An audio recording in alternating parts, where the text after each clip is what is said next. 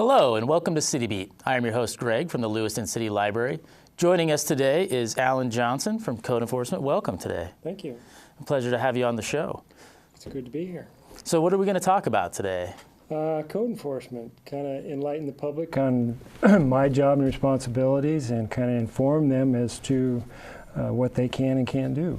Oh, that's great. And so just out of curiosity, a little before the show, you and I were talking, and I was curious about code enforcement, where that falls within the city as far as which department and historically kind of how it's been. It originally worked out of the Community Development Department at 3rd and D Street, and then in 2013, the Lewiston Police Department kind of took it over, and I work out of the Lewiston Police Department, I have an office down there. I think the original thought behind the move was that there was enforcement being taken, and that it would be better done from the police department than at the community development. Oh, definitely. Yeah. And so what are some of the main complaints you receive throughout a typical day, year? There is various complaints I receive all day. Most of the time I'm dealing with abandoned vehicles, people living in RVs or what I call RV violations, or being parked on the roadway. Side obstruction at intersections. It just goes from one end of the spectrum to the other. I've done rat infestations, leaves being blown onto the roadway. It's just all kinds of calls come in. Mm-hmm. And so typically, let's talk a little bit about the recreational vehicles. And what kind of violations do you see with those, and what is considered a violation versus being perfectly legitimate, so that neighbors know too, not just the folks? A person can have an RV, like a camper, trailer, or motorhome. They cannot park it on the roadway itself, except for a trailer or motorhome can be on the roadway for 72 hours. I think the original thought behind the process was that give them time to load up when they're going somewhere and time to unload when they come back. But you can't permanently park it on the roadway. Usually if I get a call concerning that, I will go out, and I carry several of these with I call it the orange sticker, and it has several violations, and I'll put a mark on there what it is, and then I'll leave a copy of the ordinance concerning parking on the roadway.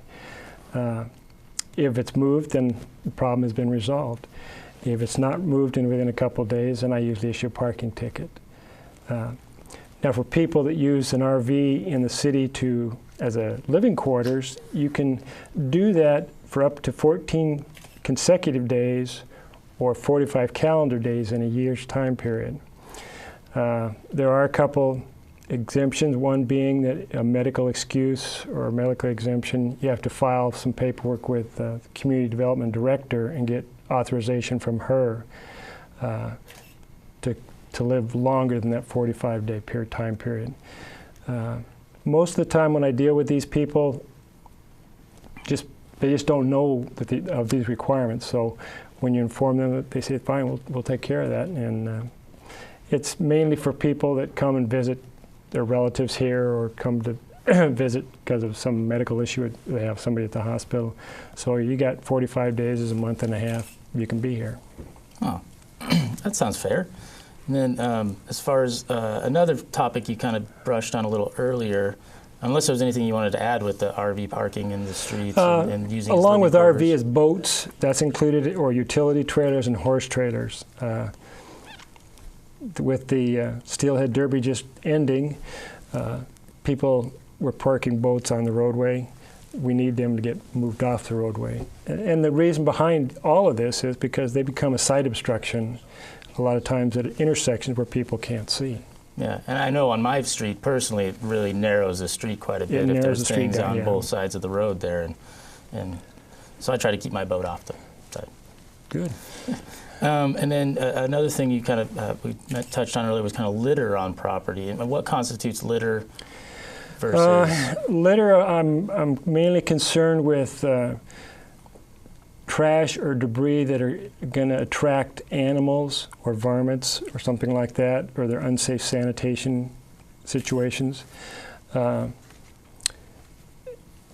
If you have cardboard, paper, or just regular trash that's just building up and blowing around the neighborhood, that's another issue. You're required to keep your property, maintain it free of litter.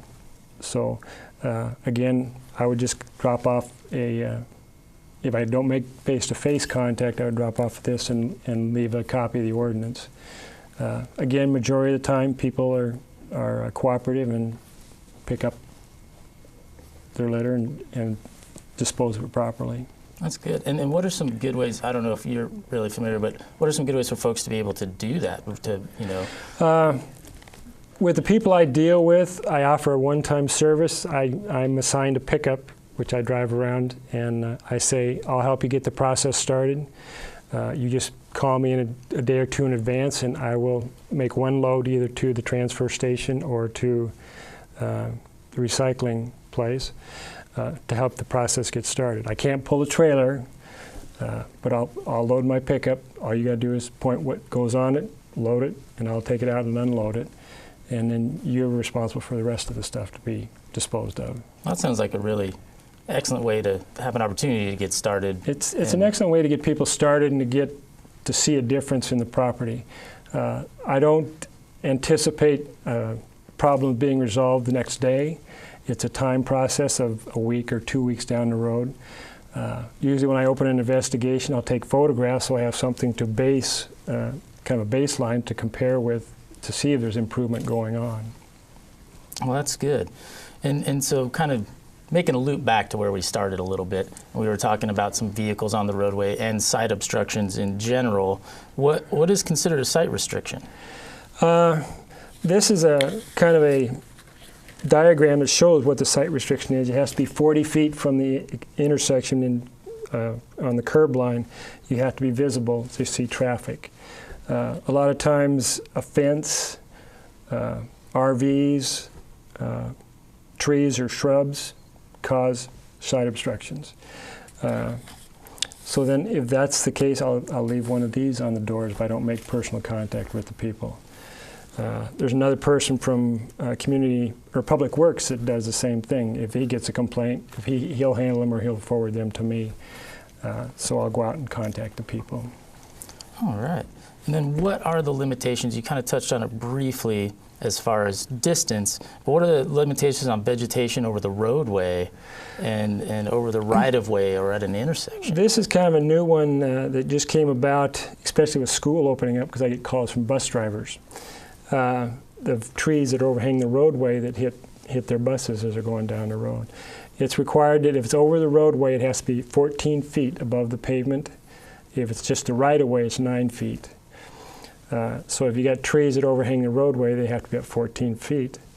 Now in site obstruction on the road, if you have vegetation growing up from the ground, it's 3 feet. So most cars, you can see above, you're sitting above 3 feet off the roadway so you can see. But I've had to go through some neighborhoods in the Normal Hill area and have people trim trees there because they were overhanging the roadway and hitting the buses that were coming through. And that's not good for the children or the bus driver. Well, no, it's not. It frightens the people on the bus, even if it's one of the city transportation buses. But yeah, it's not good. No. And then what is considered an inoperable vehicle? Any vehicle that is not operational can't be started or moved. If a person has been in the valley for a long period of time, they're probably familiar with John Mathewson property, which was next to our training center on 16th Avenue. There were a number of vehicles on the property that had never been moved, couldn't be operated or started for years, and until they were kind of forced to clean that property up. But there are certain areas in town where people kind of want to store vehicles or work on vehicles. There are requirements they have to meet if they're going to do that. The simplest being, all they have to do is have a car cover on it, a custom car cover, or build a shed or a garage or shop so it's not in the public view.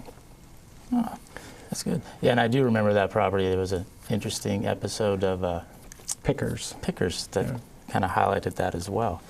So in your line of work, do you see big changes seasonally as far as the types of calls you get, or are there calls that you get that folks maybe should be directing somewhere else? Seasonally, probably the vegetation over the roadway, the trees, because of the limbs start getting the leaves out and the limbs start to hang down lower. Right now, with all the leaves off, the trees kind of form back up, so they're not hanging over the roadway. One for right now that we're coming into is people need to make sure their sidewalks are shoveled when it snows. Seasonal. No, that's about the only ones I can think that are seasonal that I've had to deal with. All the others, they come on a kind of weekly or daily basis. And now with all these codes and code enforcement, is there anything new in the works? Has everything been pretty standard for a while? Nothing unexpected that people have done in the past that maybe they should start being aware of not doing so much? I've had a few complaints concerning the delivery of money savers and just throwing them on the road, and we've had discussions with the money saver people, and I get complaints from people in the orchards and from down in the Normal Hill area, and I've drafted a ordinance and sent it to the city attorney's office for consideration as to some requirements on the delivery of money saver or items similar to that advertise, that they can't just be thrown on a driveway or in a yard or something like that. You know, it's an education process for me. My goal is not to cite somebody or summons them. It's to educate them and resolve the problem. If that happens, that's great. And I think that's exactly what we all want, is that education piece and just moving forward rather than being cited. Yeah. Well, that's right. And do you have anything else to add today that maybe we didn't get to touch on? And usually I'm out in the truck Monday through Friday, and when I'm out in the truck, I forward my calls from my office to the truck, so I can. People should be able to reach me at any time, and if you don't, you just leave me a message, and I try and get back to you as soon as I can the next day or that particular day. Unfortunately, October I was off sick all month and to an unforeseen medical issue.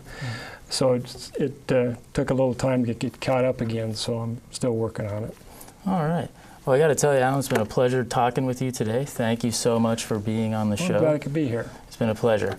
And on behalf of our guest, Alan Johnson, and myself and everyone else here at City Beat, we hope you have a great day, and we'll see you next time.